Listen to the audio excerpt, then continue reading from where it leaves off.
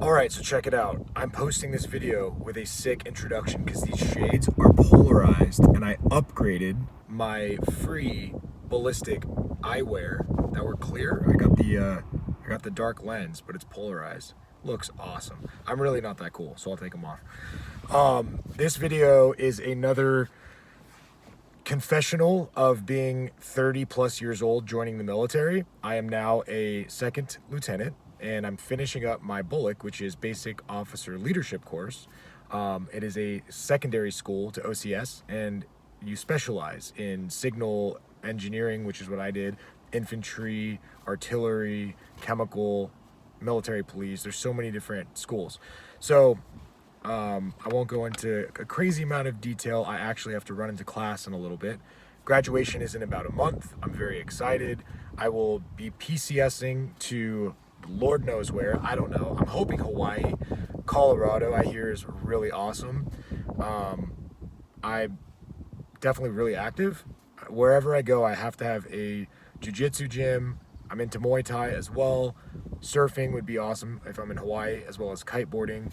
But if not, I will probably take up wakeboarding or something like that. Mountain biking, road cycling. What else do I do? Did I mention rock climbing? That could be done anywhere. Those are a few of the things I did back in San Diego before I joined. And I really want to get back into this stuff. So, man, the last 16 months, I've been not snowbirding. I snowbirded a part of that. I'll explain what that is. But I've been in training. So basic training to officer candidate school. I recycled because I failed land nav, so that extended my stay there. And then I snowbirded, meaning I was sitting waiting for a class to open up for engineering school. And lo and behold, after all that's put together, for me, my journey, which was longer than most people, was about 16 months. So once I get out of engineer school, then I will begin my job wherever that is. There are a few additional schools I might be going to.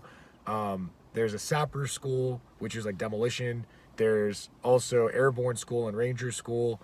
And sometimes you get told you're going there. Sometimes you have to ask for it. Sometimes you're told you can't go. It really depends on what's going on in the military structure as a whole. So, yeah, you got to kind of have that comfort with uncertainty, which I absolutely don't, because I owned my own company before I joined. I'm an old guy. I'm 33 years old. And so in my brain, I like to have things exactly to a T. I want to know where I'm going and what I'm doing. But when I joined the military, that all goes out the window. And it's a fun adventure. I don't handle it as well as others, but I look to my peers to feel that camaraderie and that I'm not alone in the uncertainty, the unknown that's going on. I mean, we don't know where we're living. We don't know where we're moving to. We have no idea what kind of job we're going to have, what kind of commanding officer is going to be in charge of us, what kind of NCOs we're going to be working with. I mean, there's so many unknowns, so many variables, and it's exciting. It's definitely exciting. And I know that when I go back into business and I go back into owning my own company, that I will have a plethora of skill sets that have to do with the soft skills, when it comes to running a business and being successful, enduring stress, enduring uncertainty, having patience with the process of sales, business development, contract negotiations. All of that really fuel into the mental strength that you gain from joining the military. There are rough times. There are times where it's uncomfortable, not just due to the elements, the weather, whether it's hot or cold or you're hungry or tired, but the people that are around you. There's a large number of people all the time. I'm massively an introvert, I'm realizing. I like to be cuddled up with my Kindle for hours reading, and I'm not trying to be rude to other people, but I can't sustain engagement with large groups of people over a long period of time. I need my private time to recharge. The military allows for that. Even in training, you're able to do that. In OCS, when everybody was given the ability to leave our footprint and go to shops and go here and there, I would just stay put because literally the entire company was gone. So I had the whole field to myself. I could just relax, play my guitar, read my book, FaceTime with family. That's kind of my vibe, my jam. Other people who are, they tend to be younger, but they have way more energy in the sense of they want to go explore, they want to go do things. I will do that as well, but it's probably at a much slower cadence than with my peers. And that's okay. You got to find who you are and honor that, whatever your personality traits are. You conform to a standard with the military, but then you still maintain your own individuality as well. And that's where leadership really comes into play, on how you balance the two and how you stay authentic in your leadership style. A bird almost flew into my head. It just, seriously, that was incredible aerial maneuvering. Yeah, so anyway, I'm learning a lot about being here, or about being in the military, and how I can fit in, how I can be myself. You really do find yourself. It's such a strange concept when you show up in formation and you have to fit into the larger whole, right? And if you're an individual like me, I'm hugely an individual. I'm very musically inclined, artistic, different, weird, creative. I'm a nerd. It's just who I am. So it almost goes against my personal mantra to just conform.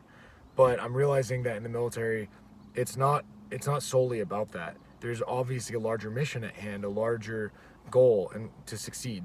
But then you bring something personally to the military.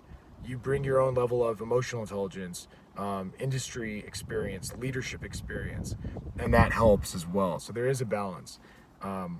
Find good people and surround yourself with good people. Stay in touch with folks from back home who know you and love you. And you got to go for those warm and fuzzy feelings, that heartfelt feeling, because when it's tough and there's quiet time and you're wrestling with your own conscience on what you're doing, why you joined, why you're away from family, your loved ones, your parents, your spouse, your kids, you really need to ground yourself in the faith that you have and the belief that you have that you're here for a bigger purpose.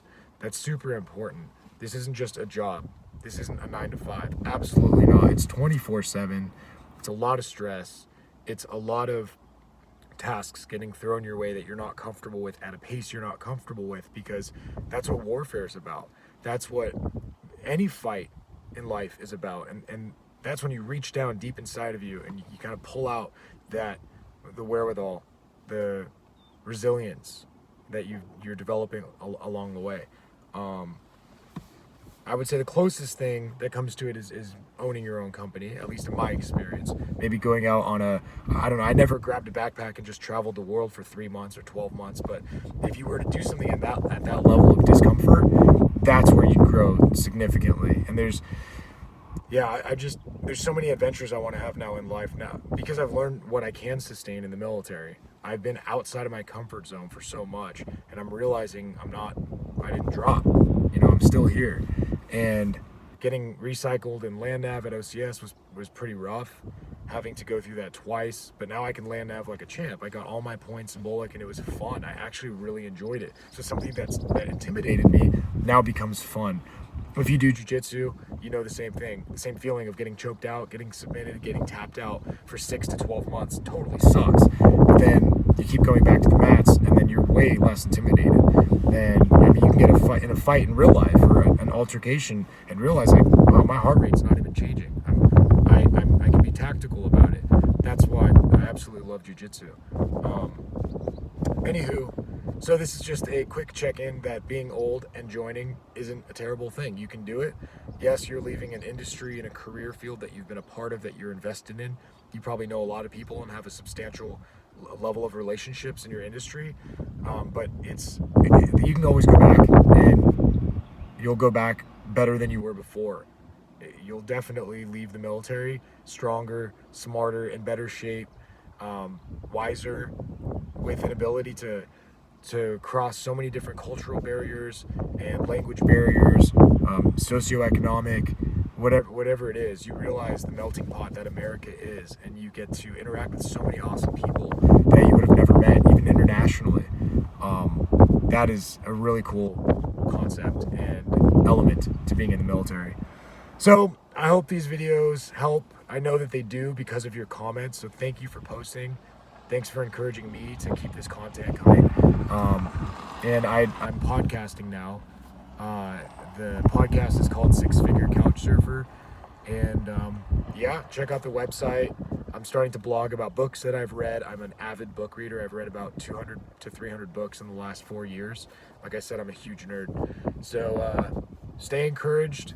Keep getting in shape. I know you're all messaging me about advice on that, and you're telling me what you're doing as well.